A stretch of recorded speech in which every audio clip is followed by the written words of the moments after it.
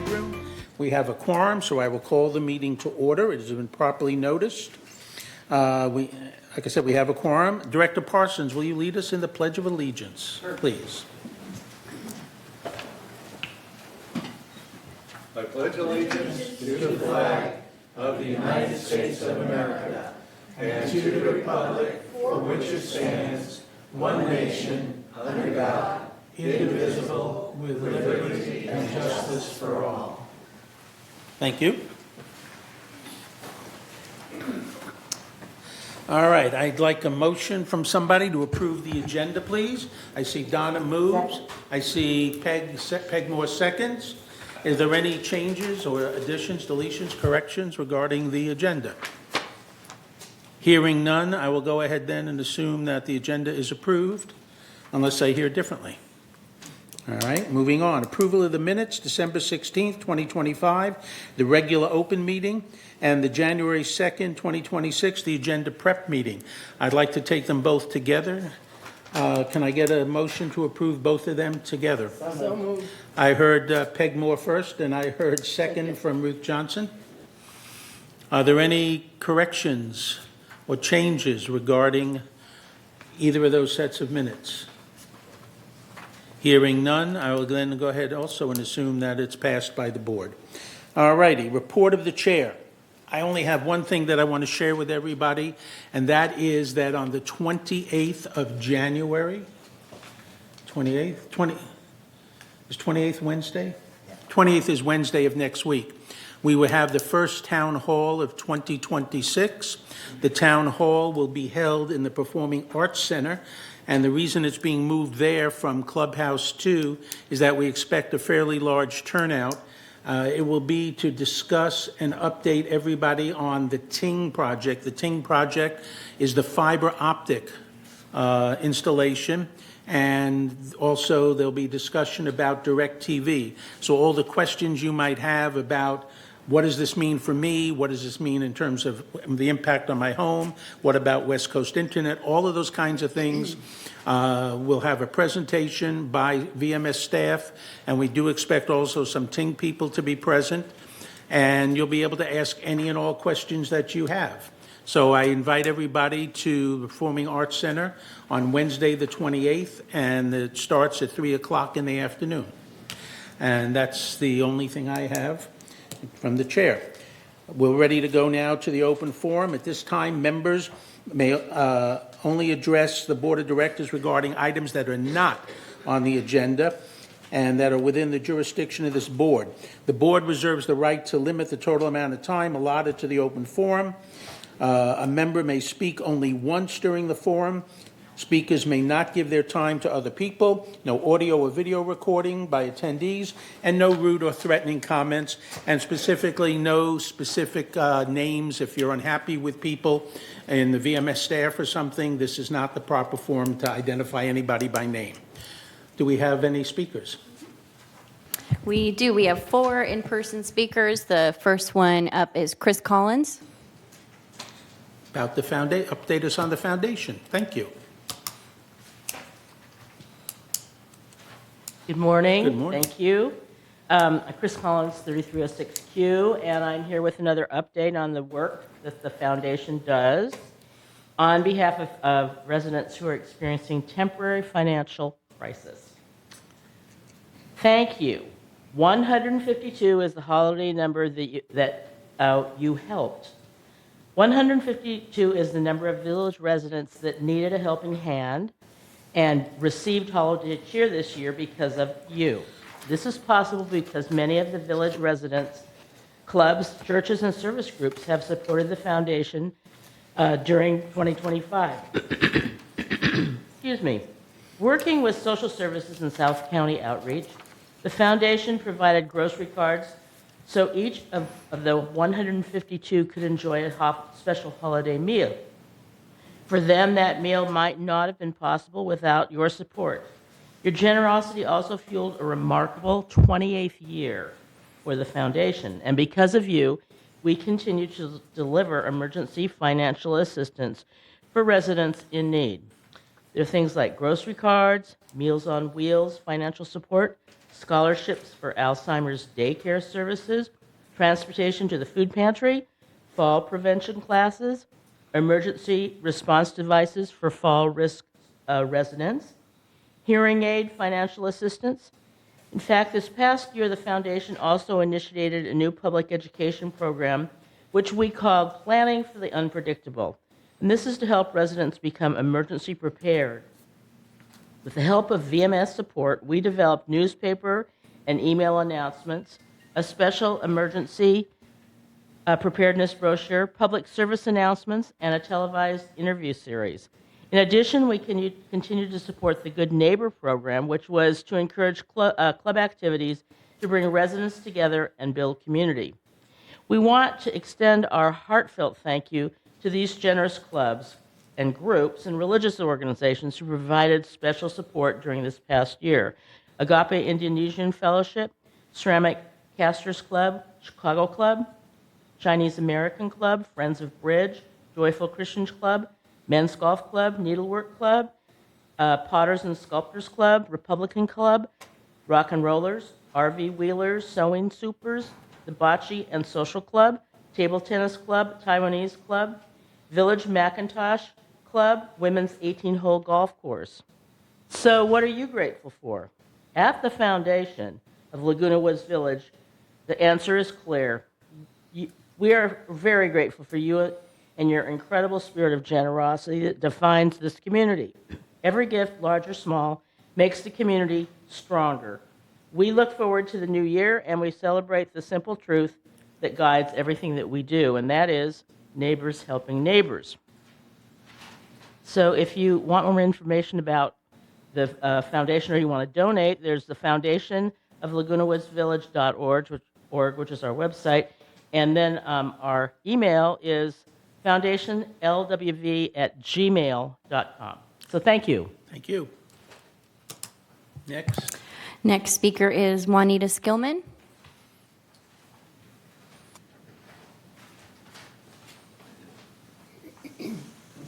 Good morning. Good morning. I'm here today on behalf of the History Center. And I'd like to, first of all, clear up a couple of misconceptions about the History Center. The History Center is a separate 501(c) corporation. It is not part of the village. It gets no funds from your association dues. It is built on land that is leased from GRF, but the building, which is separate from the library, even though it looks like it's attached, was designed, built, and paid for completely by what was then the Historical Society and is now the History Center. It was designed specifically for archival, which is very unusual these days. Most archives are an old building that they take and remodel and put stuff in. This one was designed for archival storage. The other thing that's different that a lot of people don't realize is Clubhouse 6. There are so many rumors about Clubhouse 6 and what it is and what it isn't and whatever. Clubhouse 6 was never a private residence for anyone, members of the Cortese family or anyone. No members have ever lived there despite persistent rumors to that effect. So what is Clubhouse 6? Back in 1976, Ross Cortese had a try it before you buy it concept. And what he did was they built Clubhouse 6 as a hospitality center for their vacation village program. There were 70 new but unsold manors that were completed and furnished to accommodate prospective buyers. By agreement with the board of directors of the Golden Rain Foundation, these guests had access to general community facilities. They wore passport guest badges, and they had special buses that were not part of our bus system that took them around. They were provided with activities at this new hospitality center, which became Clubhouse 6, that was used for meals and sales presentations and Saturday night dances. They also, vacation village accommodations were extended to political, financial, and socially prominent VIPs from the Rossmore Corporation, who at that time had their headquarters at what is now the Taj Mahal Medical Center. Didn't work too well. In 1975, the program was discontinued, and the vacation village, Rossmore, was sold, the clubhouse, what is now Clubhouse 6, and the surrounding land to the Golden Rain Foundation. Clubhouse 6 was remodeled in 1999 to be a clubhouse, not just a hospitality center. And its catering kitchen was re-equipped, and a stage was opened up and brightened. Many different facilities were added into it, which make it the facility that we have today. So 2 things to know about the History Center, but there's lots more, folks. Come to the History Center and you will be amazed at all that you can learn about this lovely area that we live in. Thank you. Thank you. Next speaker is Valerie Nillen.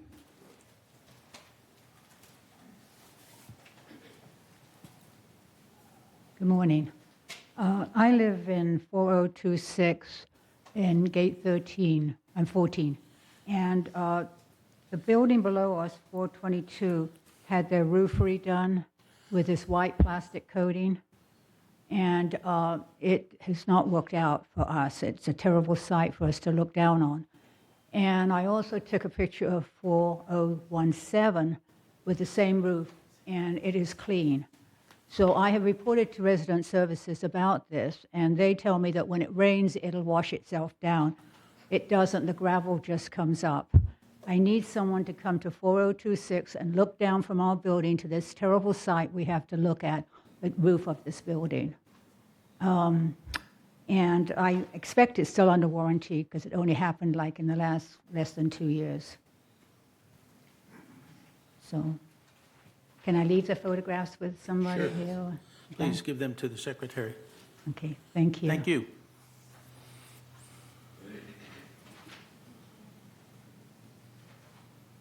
Okay, final speaker is Robert Stees. Good morning, board members. Thank you for all your service and what you do. It's appreciated. I have 2 issues. I live at 2381 Via Mariposa West. I'm in 3D. The walkways were sealed about 7 years ago. There are cracks that have opened up in the walkway.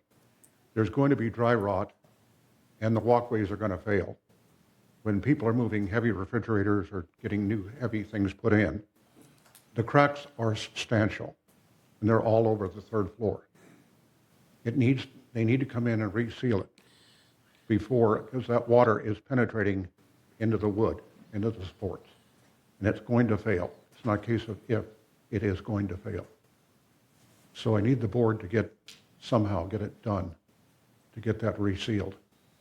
The other thing is the gate is broken on gate 6, the right gate arm. It's been broken for weeks.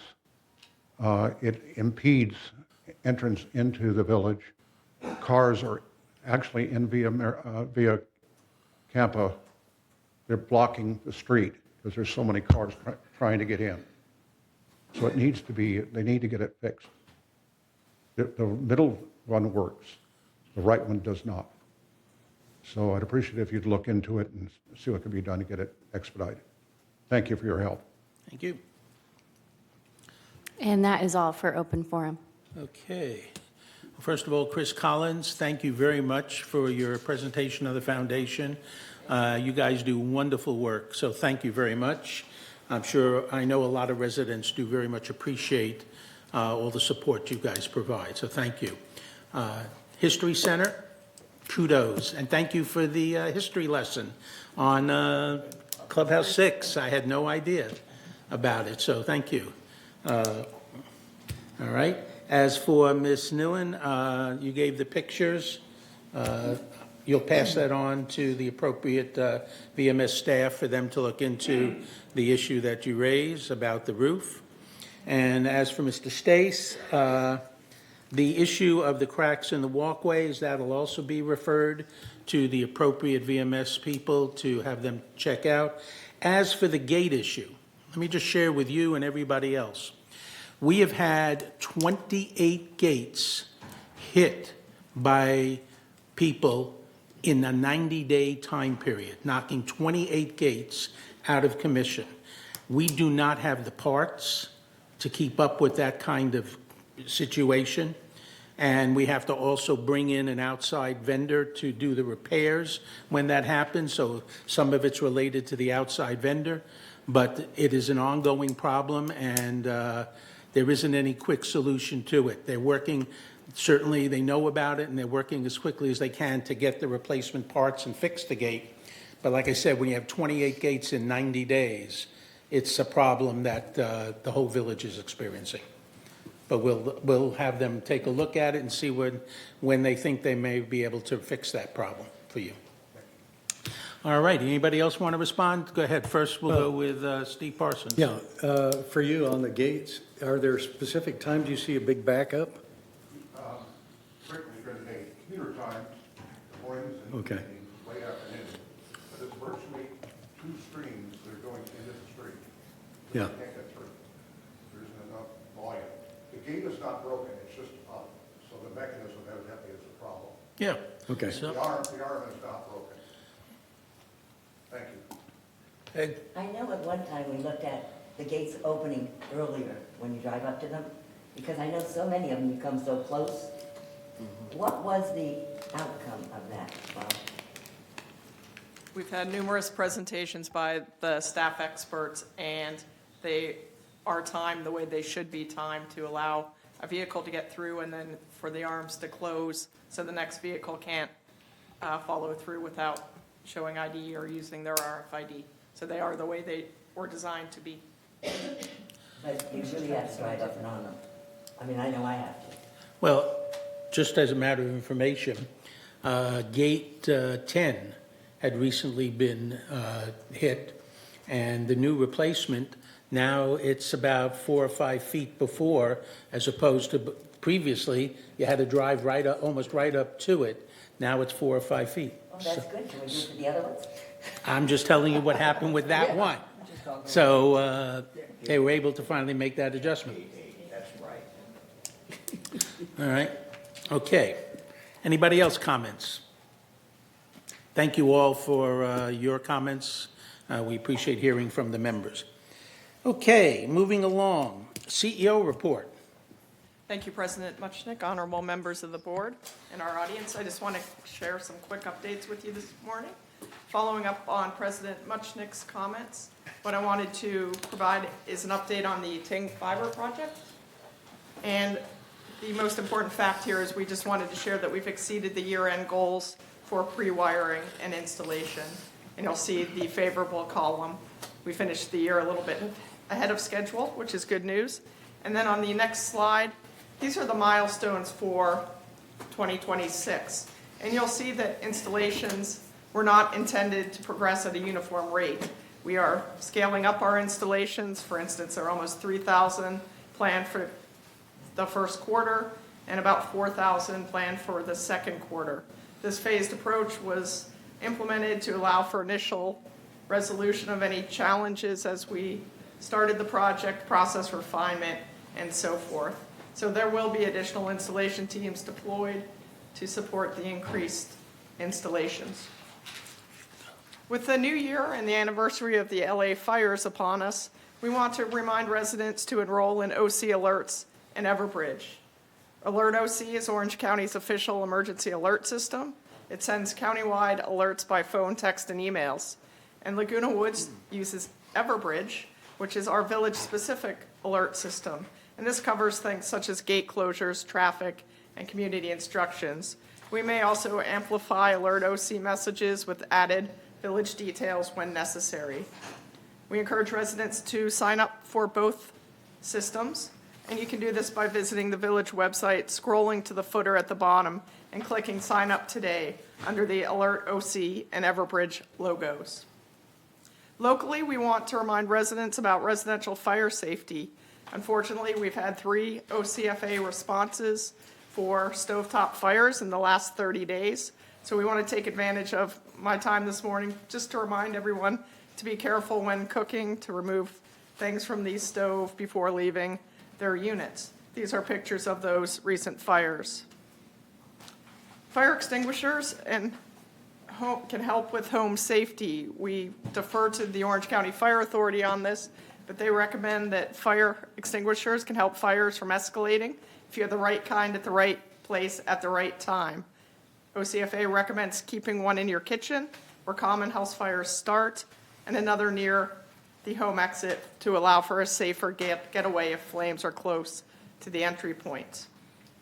Per the Orange County Fire Authority, multipurpose ABC extinguishers are recommended for home use. A means the device can extinguish fires from wood, cotton, and cloth. B fights fires from flammable liquids such as cooking sprays. And C means it will extinguish fires resulting from live electricity. The OCFA recommends the PASS technique for using an extinguisher. Pull the pin, aim at the base of the fire, squeeze lever slowly, and sweep from side to side. Please visit ocfa.org for fire extinguisher and home safety information. There's an instructional video for a fire extinguisher and lots of safety flyers available in various languages on the website. And as a reminder, always call 911 and ensure you have a clear exit route before using a fire extinguisher. And as various scams are escalating and scammers are becoming more creative, I want to conclude this morning with tips on avoiding mail scams. Please be on the alert for fake delivery notices. These are emails or texts pretending to be the Postal Service or FedEx, asking you to pay a small fee or update the details of a missed package, often with malicious links. Government impersonation, scammers posing as IRS and Social Security or law enforcement demanding immediate payment for fake debts or using threats of arrest. Prizes and sweepstakes, letters promising large winnings but requiring upfront payment of taxes or processing fees. Also be on the alert for phony inheritance lottery, emails or letters from foreign officials promising vast sums if you pay initial fees, brushing scams, which is receiving unsolicited packages with cheap items from unknown sellers to generate fake positive reviews. And there would be a link for you to click to post those reviews. Grandparent and emergency scams, letters or calls claiming a loved one is in trouble and needs immediate funds. Gift cards and wire transfers are typically asked for. The last one is a newer scam. It's a glue trap. It involves thieves placing sticky rodent glue traps or other sticky substances inside a Postal Service blue collection box to snag mail, especially checks and gift cards as they fall in. To protect against mail scams, shred all mail, do not click links, never send cash or gift cards, and verify by calling back. If a call seems official, hang up and call the organization using an official number. Experts also encourage that you take mail directly to a postal worker at the post office. Deposit mail in newer high-security collection boxes. Those are the ones with the narrow slots and not a pull-down door. Drop mail as close to the final pickup time as possible. Use gel pens or permanent markers to write checks, as they're harder to wash. Pay bills online or sign up for direct debits to avoid mailing checks. And there are a number of places to file complaints with the FTC, the Postal Service, and the California Attorney General. If you visit our website and go to the news tab, you'll find all these links and contact information if you have a complaint to file. And that concludes my update this morning. Thank you so much. Thank you very much. Okay, next item on our agenda is the consent calendar, where we take whatever items there are, all as one. Can I get a motion to approve the consent calendar? I heard Peg move, and a second, I see Director Parsons, seconds. Is there any, there is no discussion about the consent calendar, so we'll go ahead and just vote on the consent calendar. I'll assume that the consent calendar is approved unless I hear differently. Okay, consent calendar is done. Now we'll move to unfinished business. Item 10A, entertain a motion to approve the revised common area use policy. This was originally placed on 28-day notification back in December, so now it's up for a final vote. And I will ask our secretary to please provide us I don't think you need to read the whole thing, since there's really only one change in this policy. I think if you acquaint the members with what the change is, we can move forward from there. Okay. He's being kind because it's 4 pages long, and I'd like to keep everybody awake. So the primary change is that the current board allows for mutual homeowners associations to change the policies from time to time. And this particular board has determined that they are not going to allow any use of common area for personal use or building, such as walkways, your own plants, any extension into the common area. So if they allow it in the particular case, which is up to alterations and the board, that a license agreement must be signed. I will read what it says. Such agreement shall provide, among other things, that the owner-manager agrees that the area altered in any dimension or manner shall remain exclusive use common area, licensed for the exclusive use of the manor owner, but shall not also become a part of the manor's separate interests. The agreement will also require that the manor owner shall assume the responsibility for ensuring, maintaining, repairing, replacing, and restoring the area containing the alteration, and shall agree to indemnify and hold harmless the mutual for any and all claims pertaining to the alteration. Would you like to say any more? Yeah, the only thing I will say is the part that I was referring to, that we're making a change in this policy, has to do with what's called like-for-like replacement. Currently, if you have, for example, a patio, and you have an awning over that patio, and that awning needs to be replaced, right now, there's only a like-for-like replacement. Under the new policy, the change in the policy is that we will allow a like-for-like equivalent. So if the awning is old and outdated and you want to install a new awning that's of a different material, or you want to go to a different manufacturer, you can do that. The only requirement would be that it be like-for-like equivalent, and that it be the same dimensions as what you currently have. That's really the major change in this policy at this point in time. Having heard all of that, can I get a motion to approve? Can I just add one more thing? It also, the determination whether it's like for like or like for equivalent is made with staff consultation. Right. Yes. Okay. Director Parsons? Yeah, I'll move to accept. Okay. Second is Hopkins. Any discussion now about the motion? Moon has his hand raised on Zoom. Okay. Director Moon, what do you say? I was moving, so I'm all for it. Oh, you were moving it. Thank you. All right. Thank you very much, Director Moon. All those in favor? Oh, Go ahead and vote on your screen, and Moon obviously indicated he was voting yes.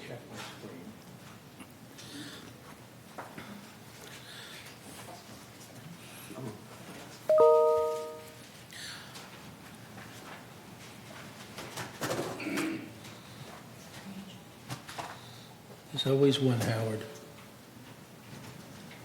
I broke it.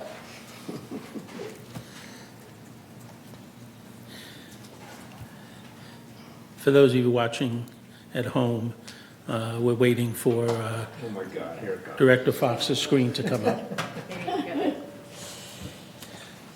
You can vote now, Director Fox? I can't, thank you, sir. Thank you. Let's see. How'd I do? Okay, nine in favor, motion passes. Okay. Next item on the agenda is to approve a motion to enact the alteration of accessibility policy. This was originally put on 28-day notification. It is now up for final vote today. Do you want to give us the highlights, or do you want to read the thing? Or? I'll just, this excuse me, this resolution is an attempt to ensure that that property that is empty. No, this is accessibility. This is the accessibility policy. Okay. I'll just read this. This is a short one. Resolution 0326XX, Alterations Accessibility Policy. Whereas the Third Laguna Hills Mutual recognizes the need to amend policies and create new policies as necessary. And whereas members have expressed concern over the time required to fulfill the variance process for common area accessibility improvements to their manor. And whereas the Mutual, through Resolution 03-18146, adopted and implemented the Common Area Use Policy, which remains in effect for all alterations not contained within the proposed alterations for accessibility policy. And whereas that the Board of Directors determines that California Civil Code Section 4600B3 subsection F allows the approval of alterations to take place on common area to accommodate a disability. Now therefore be it resolved, January 20th, 2026, the Board of Directors of this corporation hereby adopts the alterations for accessibility policy as attached to the official meeting minutes, and resolve further that the determination of whether a proposed accessibility alteration meets the criteria set forth for the alterations for accessibility policy shall be made in conjunction with the ACSC, which is Architectural Control and Standards Committee, for the full board. And resolve further, appeals may be made to the Mutual Board, whose decision shall be final and made in the Mutual Board's sole and absolute discretion. Resolve further that the officers and agents of this corporation are hereby authorized on behalf of the corporation to carry out this resolution. All right. So move. Director Parsons moves. Second was Peggy? Okay, I saw your hand, but I heard a voice. Director Parsons moves. Director Moore seconds. Is there any discussion about the policy? Hearing none, we can go ahead and move to vote.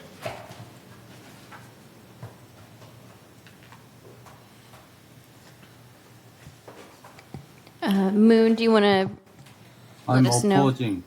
You're opposing? Negative. Okay, thank you.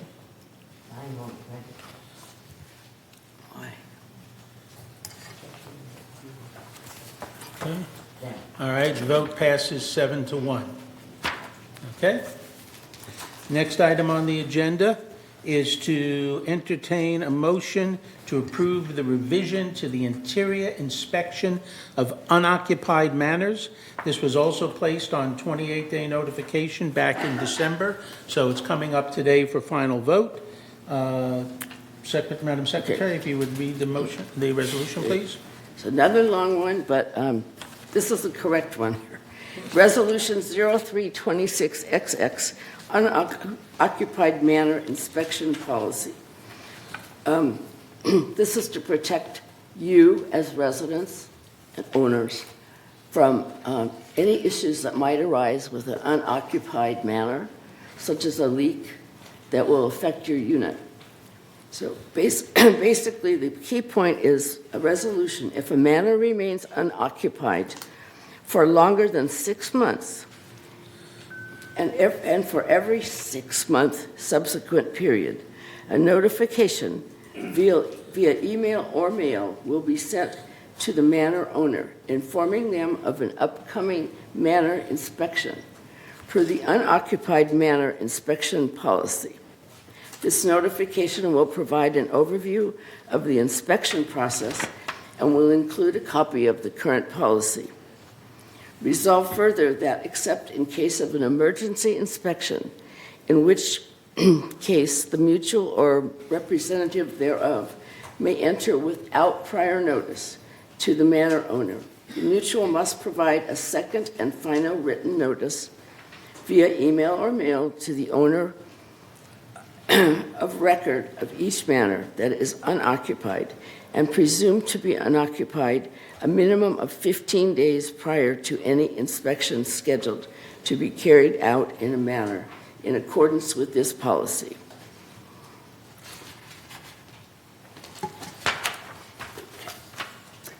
And those are the key points. I'd like to remind those in the audience and people watching on Zoom that all of these resolutions are online. So if you care to review them, or you don't quite understand them, or you've forgotten what we said in the meeting, they are available immediately, as are the meetings. It'll save me some reading time. Okay. Can I get a motion to approve, please? I see Parsons' hand up first. I see Director Sosak, up second. So we have that. Is there any discussion about this motion about unoccupied manor inspection policy? Director Parsons? Yeah, just to go along with this, to remind people that they can bring in a key and leave the resident services. So if it's needed, the staff can get a hold of it and get in without having to go through a procedure of getting in elsewhere. And that procedure By the getting way, in would be bringing in a locksmith, having a Yes. locksmith open it, having a locksmith replace the lock, and then that expense being charged to the owner. Thank you. Anybody else comment or question? Moon has his hand raised on Zoom. Moon, please. Director Yeah, Moon. Yeah, after we inspect, what we gonna do? We don't have any, just inspect, or we have something, what we wanna do? I will ask Director Grimshaw to please come forward and answer the question. Did you hear the question?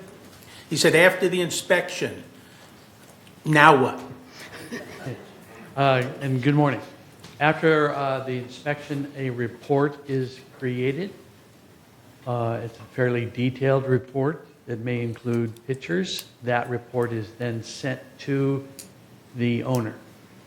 If there are repairs for that report, the owner then has a certain period of time which to make those corrections. If there is an emergency situation that staff deems needs to be taken care of immediately, that will proceed, and those charges will be charged back to the member or the mutual as appropriate. Then the report itself will then go on record for that matter. Director Moon, does that answer your question?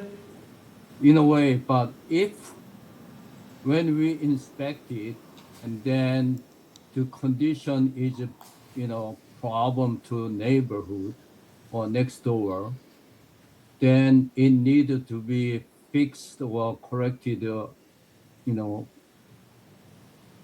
immediately or ASAP. And I think Alan said we're gonna send the inspection report to the owner, and then owner may respond or not respond, and then the problem may be not solved. So we need to put some kind of provision, what we're gonna do if that is damaging to neighbor or next door. Director Or let's say they have rats in it, or some kind, what we're gonna do. Director Moon, if it was doing damage to the unit next door, that means then it was also doing damage to mutual property. And therefore, we would take steps at that point. Once we identified that kind of damage, we would take steps to repair that damage ourselves and send the charge for that repair back to the owner. Is that correct? Correct. Does that answer your question? Yeah, if that provision is in it, I'm okay. Otherwise, I'd like to put that in, in this the resolution. Yeah, it's in here. It does allow for us to enter on an emergency basis, too. Okay, thank you. Okay. Anybody else, questions or comments? Thank you. Hearing none, can we vote, since we have a motion on the floor?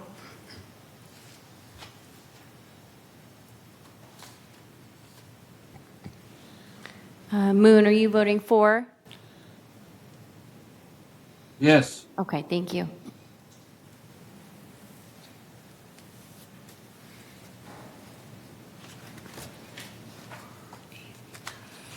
Okay, the vote is 8 in favor, no noes. Motion passes. Okay, thank you very much. We now move on to the last item of unfinished business, which has to do to entertain a motion to approve licensing agreements. This was placed initially on December 28th. It's on 28th-day notification from December, and we'll ask now that you please read the resolution. Resolution 0326XX, License Agreement and Alteration Fee Schedule. Whereas approvals of alterations that meet the requirements of Civil Code and existing mutual standard and policies for installation in common areas, exclusive use common areas, and limited common areas requires the execution of a license agreement. And the required agreement should be prepared by the mutual's legal counsel to ensure protection of the mutual's interests.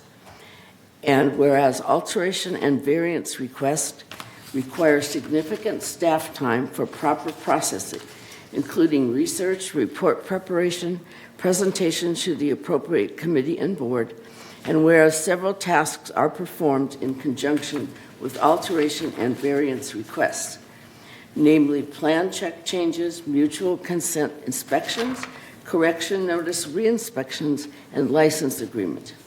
And whereas, in according to account for the staff time processing the task above, the board has adopted 2026 alteration fee schedule. If you read this online, you will see that there is an attachment to this which defines all of the fees from alterations. And this also provides for an annual review of the fees to make sure that they are consistent with the time spent by alterations and VMS in approving these agreements. As of January 2026, the board hereby adopts a flat legal fee in addition to any adopted fees in the third alteration fee schedule of $300 for the preparation of any of these agreements as a pass-through charge from the mutual's legal team and shall be incorporated into the alteration fee schedule.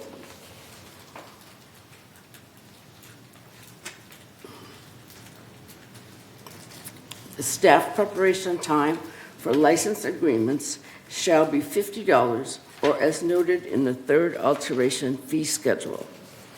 And unless noted, all other fees listed on the alteration fee schedule to remain unchanged. Resolve further that Resolution 0325-150, adopted October 21st, 2025, is hereby superseded in its entirety and no longer in effect.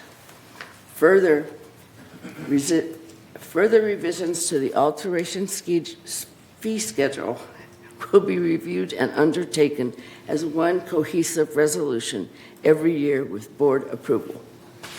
Resolve further, the officers and agents of this corporation are hereby authorized on behalf of the corporation to carry out the purposes of this resolution. Can I get a motion to approve? So moved. I see Johnson moves, a second. I see Parsons seconds. I'd just like to state for everybody who's listening that this is actually an improvement. Under the old system, the license fee from the attorney was $750, and that was passed on to each of the members. In a change in the way we're doing business, and with a new attorney, the license fee has been reduced from that $750 to $300. So that's a $450 actual improvement savings for you, the members. So I just wanted to make sure that that was understood. So even though it says $300, it's gone down from $750 to $300. Any other comments, questions about this resolution? Hearing none, can we go ahead then and vote, please?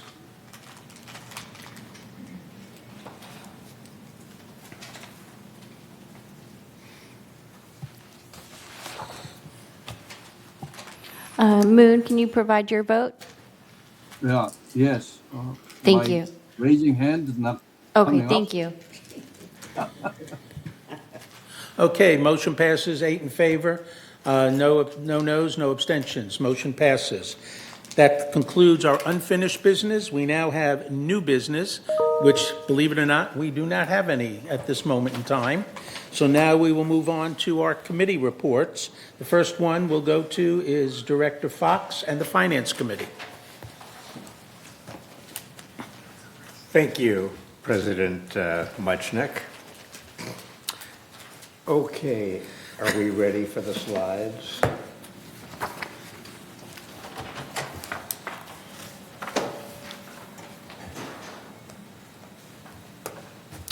Well, this is slide 1. Through the reporting period of November 30, 2025, total revenue for Third Mutual was $45.5 million compared to expenses of $43.6 million, resulting in net revenue for the 11 months of $1.9 million. When combining both operating and reserve revenues and expenses. This table takes the full income statement and compares those results to budget, reflecting a favorable year-to-date net revenue variance of $2.6 million. Slide 2.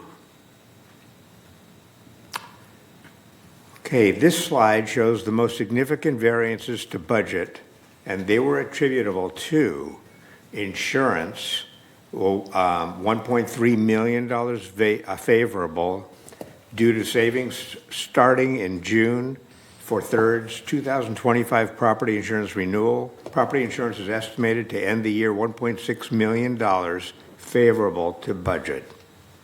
Outside services, $610,000. Favorable variance primarily in landscape due to mowing cycles being moved to in-house labor, and in maintenance and construction due to no contingency funding being needed for full copper pipe replacements through the reporting period.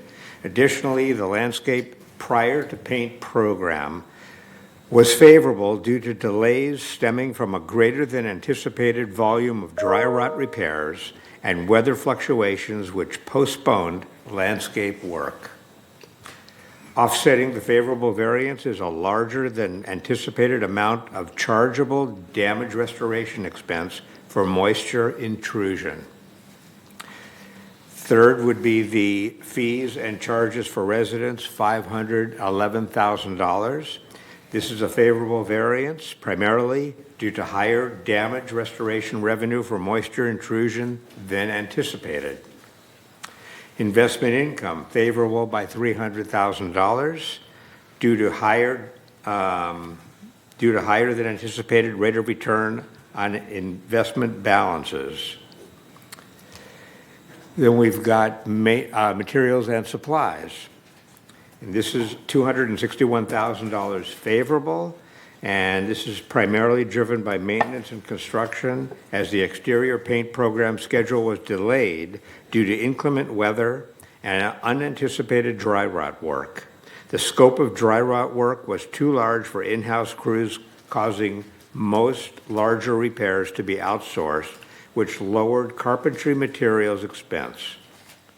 For the exterior paint program, 4 out of 8 cul-de-sacs have been completed through the reporting period. And the one unfavorable shown is utilities and telephone, and that's due to higher water usage rates and trash rates and electricity rates than anticipated. Okay, slide 3. Okay, on this chart, we present our non-assessment revenues earned to date of $3.6 million by category, starting with our largest revenue-generating categories of investment income, chargeable services, lease processing fee, laundry revenue, permit fees, and so on. And I really don't have anything more to say on that. Let's go to, this is screen 4. And what we've got here, the expenses to date of $43.6 million by category, starting with our largest categories of employee compensation and related expenses, outside services, utilities, insurance, and so on and so forth. Slide 5. What do we have here? We keep a very close eye on the operating portion of our financial results. The operating fund shows a surplus of $914,000 through the reporting period. This table shows how much of our revenue went into operations, with $29.1 million coming in from assessments and $2.3 million coming in from non-assessment revenue. This is compared to operating expenditures of $30.6 million, not including depreciation. Slide 6. Okay, this slide shows non-operating fund balances on November 30, 2025, which total $36.1 million. Year-to-date contributions, interest, and fund transfers totaled $14 million, while expenditures were $12.9 million. This table shows us that our non-operating fund balance has increased by $1.1 million overall since the start of the year 2025. And slide 7. Okay, this bar graph shows us the non-operating fund balances to historical fund balances for the past 5 years, which has averaged $32.8 million. Third Laguna Hills Mutual has been committed to supporting reserve requirements and having more contingency funds for unexpected events. And then the final slide. Let's see. We have a slide here that shows the resale history from 2003 through 2025. Through November 30 of 2025, third resales totaled 316, which is 7 less than the prior year for the same time period. The average year-to-date resale price for a third mutual property was $624,000, which is $2,000 less than the prior year for the same time period. And that is my financial report. Our next meeting is on February 3rd, 2026 at 1:30 in the afternoon here in the boardroom. Thank you, Director Fox. Next up is the Architectural Control Committee. Last met January 12th.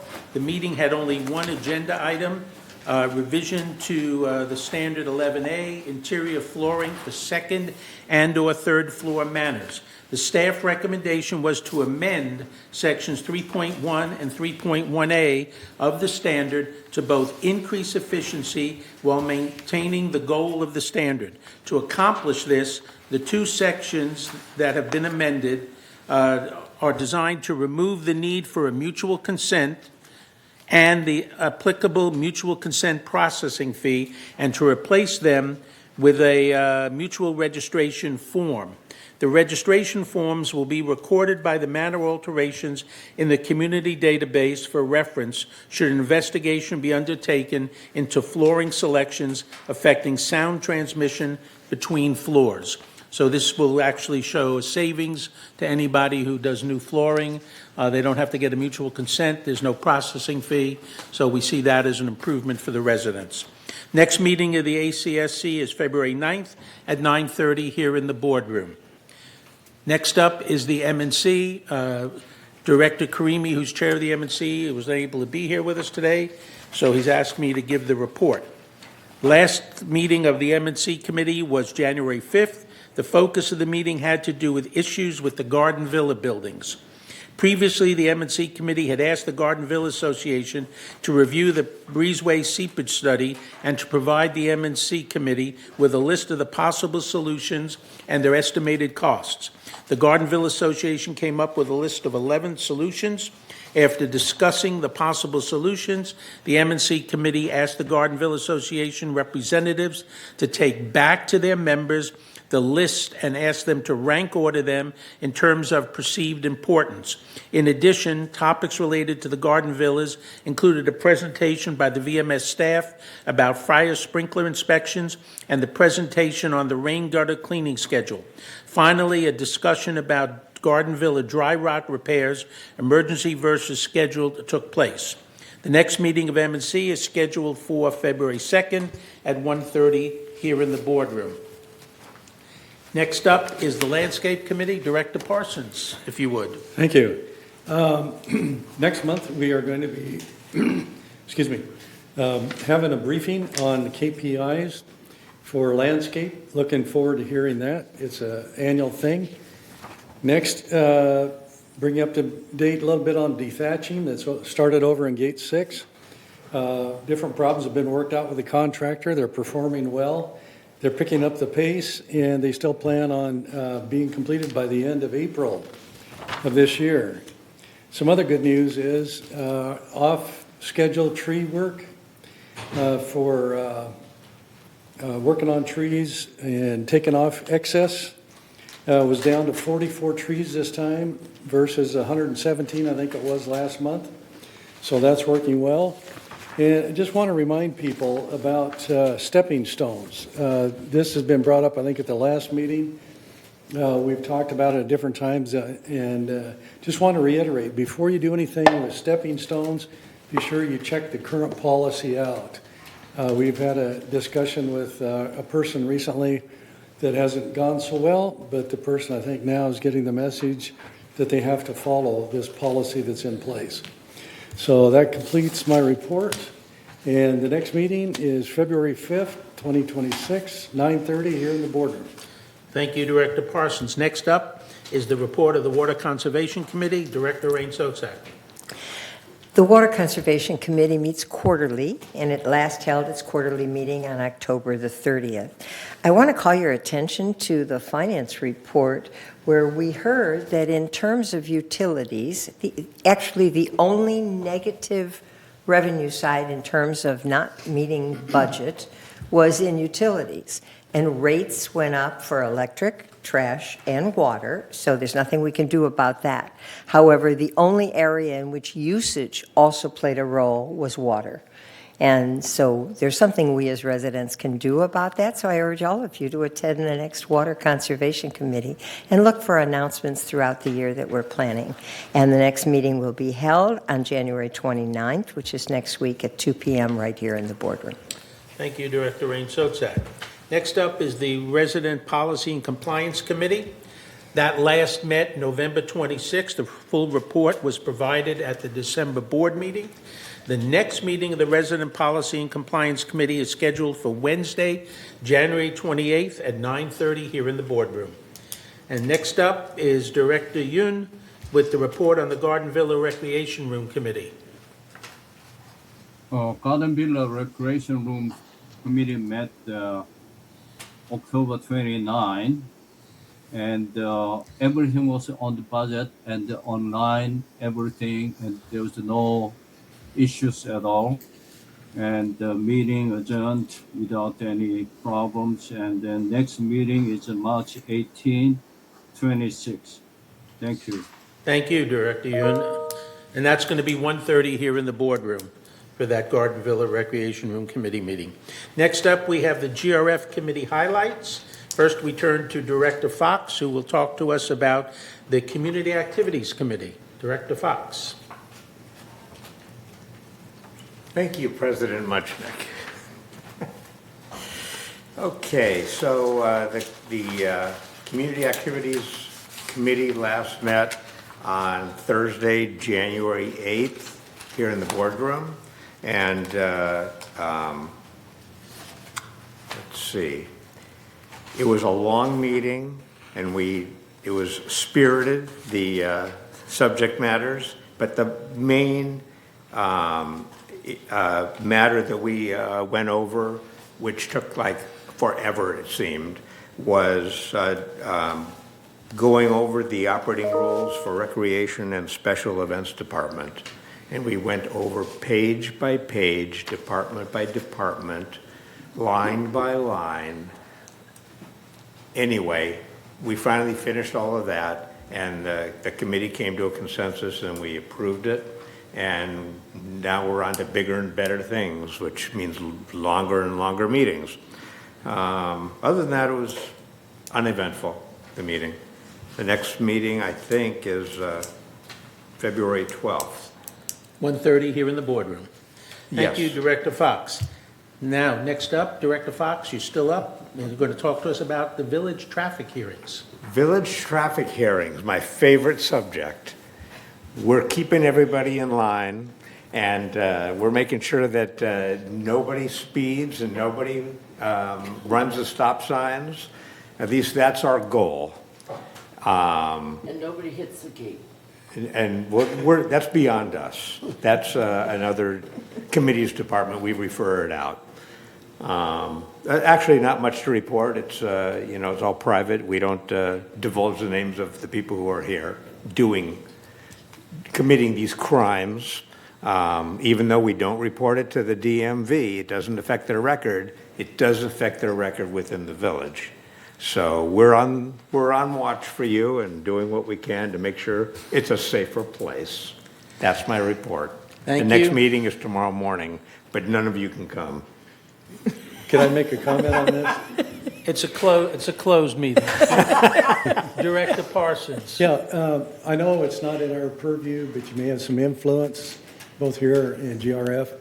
But I've noticed over the past 2 months, there's a lot of people running the stop signs at gates, going into gate 10 and 11. And it's out on Santa Maria. But, some people come there, they don't even pay any attention. And sooner or later, there's going to be some accidents down there, I'm afraid. Is So I that just wanted to make you aware. outside gate 10 and 11? Yeah, right at the entrance. The only problem is that we have no jurisdiction over that. Yeah. That's a city street, right? Yeah. I mean, I could say the same thing about where I live. I live on Via Carrizo, and people drive up and down that street 50, 60 miles an hour. And if it was up to me and I had any say in the matter, I'd put speed bumps on the street just to jolt them a little and maybe slow them down. A lot of the people who are written up for running stop signs and speeding happen to be in front of my house. So I sit there, go outside, and I watch, and I see all the people I'm gonna see in the next few months come up here to try to explain themselves away. And they Thank you. never do. Thank you, Director Fox. Mr. Chair. Next up. Mr. Chair. You have a question? Yeah, in Over any here. of these Over here. meetings, have you discussed, I'm sure, thanks. In any of your meetings, have you talked about just putting cameras and taking pictures instead of adding staff? That's not the traffic hearing school. Well, every speeding ticket is accompanied when they come in here with a video. And we see, people come in here, I said this last month, they come in here, they're all hot and bothered, they're gonna explain it away and how we made a mistake and they're not guilty. And the first thing we do is the officer reads the statement and then we show the video with the radar. And it shows them blowing through the stop signs or going down the street at 50 miles an hour. And you've watched their face while this is playing and you see the color come out.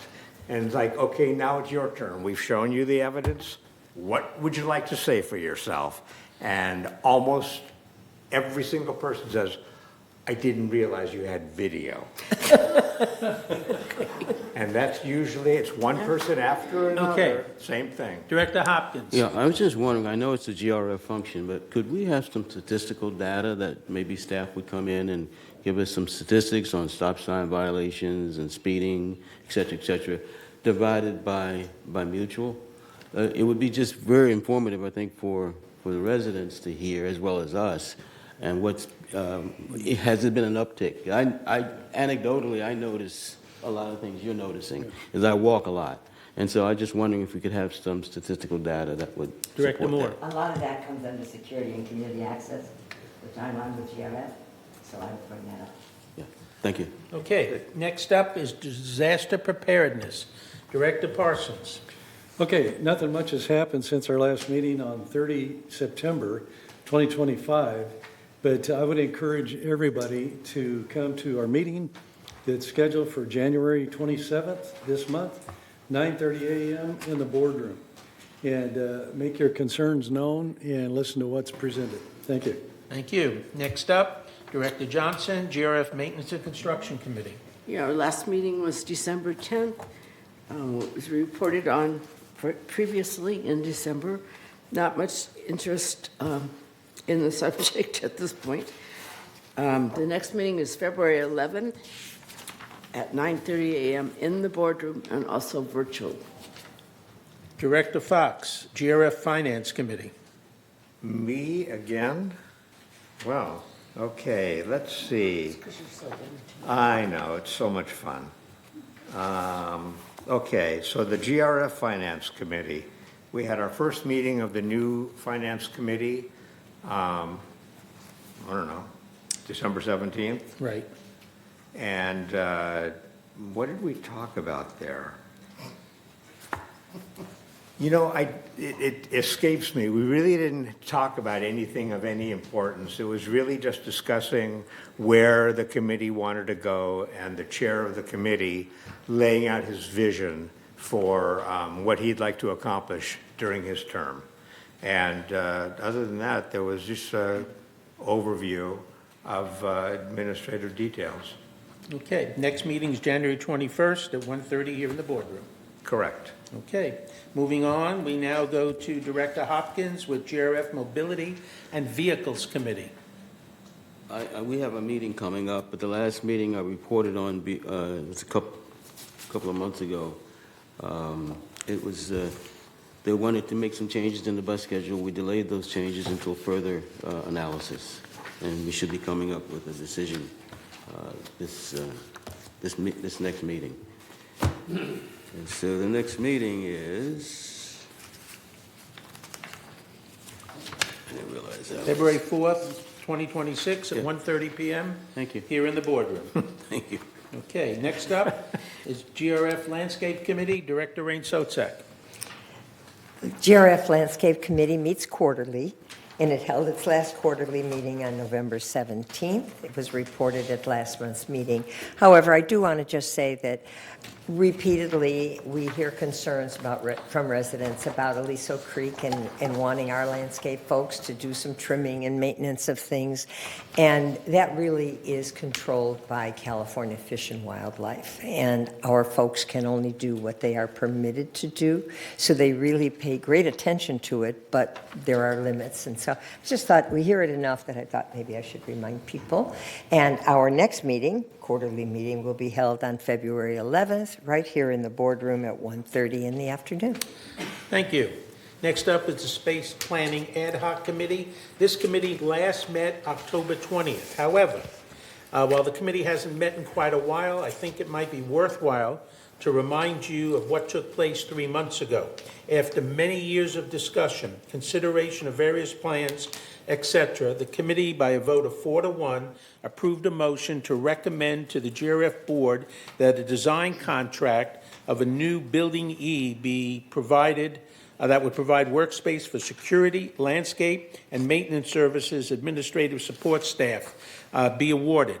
At the December 2nd meeting of the GRF board, the board approved an RFP for Building E. So finally, after years, there seems to be some movement, at least to try to resolve the issue.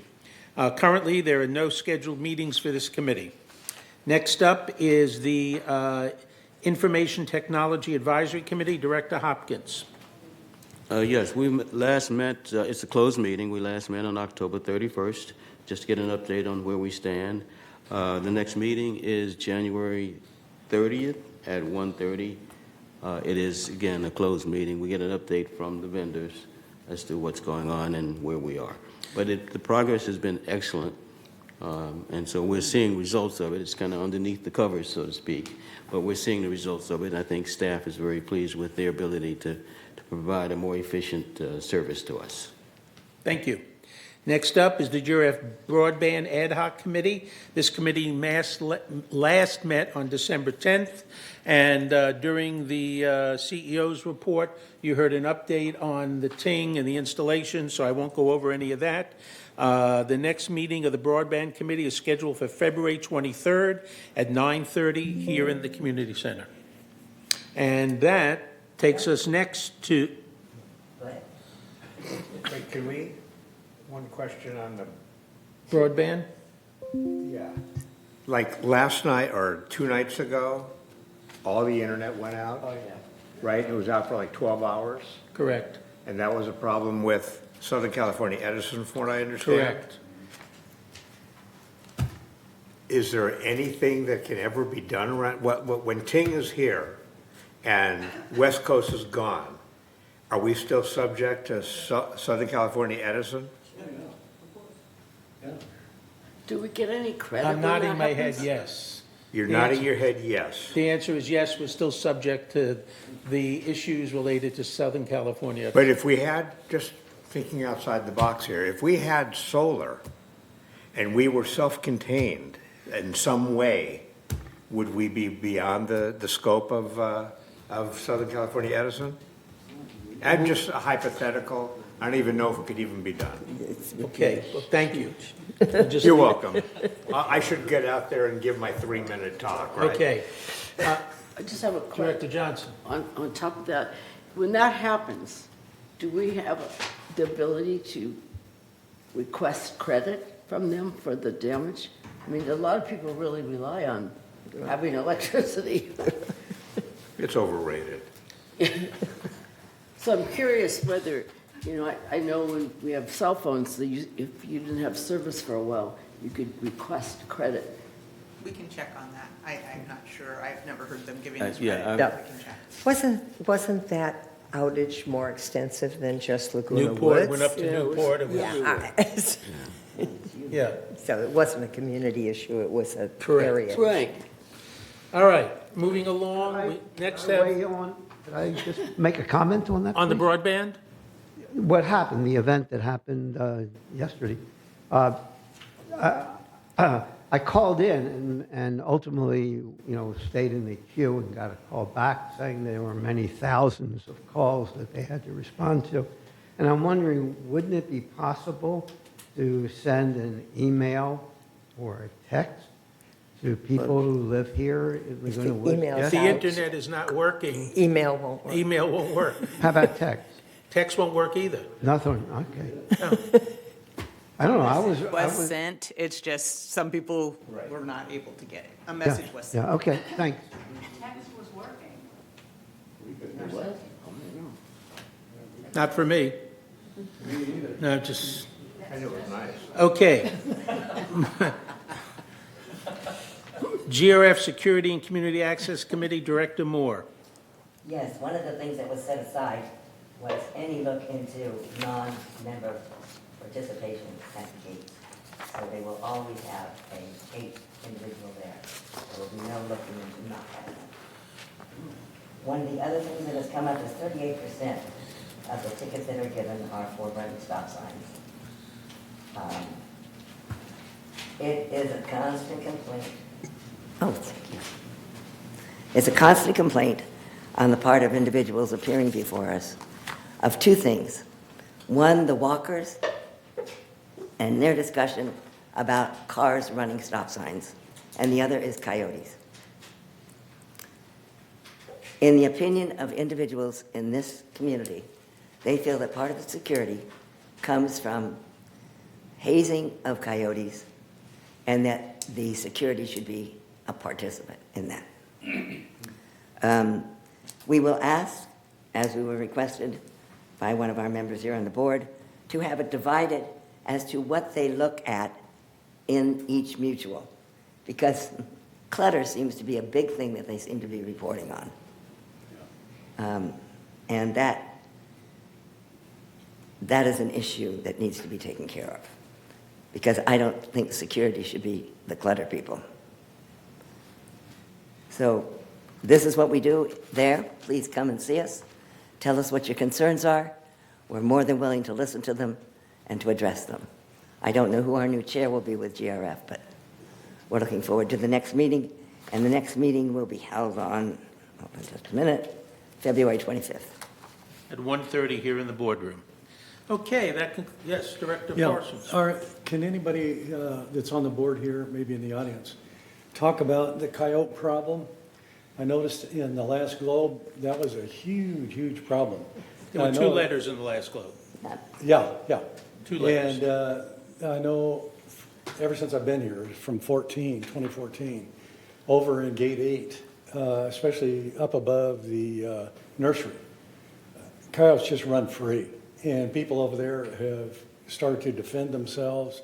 And a lot of them, at least at that time, were single females. And coyotes would come up and just brush their legs, things like that. And that was not very significant back then.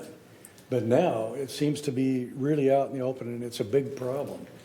Have we heard anything from the city? What I can tell you is that there's an upcoming meeting that consists of the presidents of all the mutuals as well as GRF, the city manager, certain members of city council participate, as well as the Laguna Beach animal control. So there's another meeting coming up to discuss the issue and see what can and cannot be done. Any date set for that? The meeting date is set. Next Wednesday. Next Wednesday? Okay, thank you. I couldn't remember, but thank you. So yes, Director Moore. I will tell you that when we used to have Petraeus at the city, actually at the county for animal control, he was very, very aggressive and helped. Our new management there, the individual who's handling it, doesn't even call you back. So there's a great separation of what used to be and what is now. Okay, thank you. All right. Future agenda items. Anybody have anything for future agenda items for us? Hearing none, we'll now go to director's comments. We'll start with Director Hopkins. No comment. Director Parsons. Just for the CEO's area, if you have any influence at all with the Santa Maria problem on running stop signs, if you could work with them on that, that would be great. Other than that, great. Glad to be done with the meeting. Director Park. No comment. Director Moore. Yes, I would like to thank the history report. I had no idea that that's what Clubhouse used to be. It was quite an interesting enlightenment, I should say. Okay. Director Rain Sotek. Comment? No comment except to belatedly wish everybody a Happy New Year. Good idea. Okay. Director Johnson. No comment? Director Fox. No comment. No. The only final comment I'll make is, once again, a reminder about our town hall next Wednesday, the 28th, 3 o'clock in the Performing Arts Center, to address all sorts of issues related to the fiber optic installation, DirecTV, cost to you as members, etc., and what to expect on installation and all of those kinds of things. So come prepared with all your questions. Joe has her hand. Who? Roe. Roe? Yeah.